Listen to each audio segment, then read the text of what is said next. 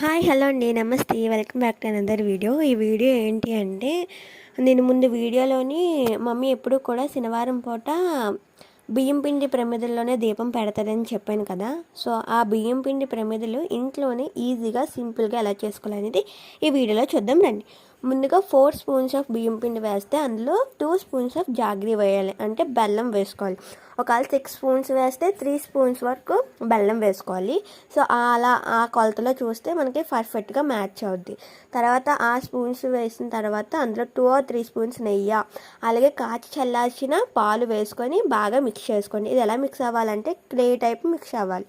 తర్వాత దానిపై 5 to 10 minutes మూత పెట్టుకొని ఓపెన్ చేసి చూస్తే మనకి వీడియోలో చూపిస్తున్న విధంగా అవుతుంది. దాని తర్వాత మనకి నచ్చిన షేప్ చేసుకోవచ్చు.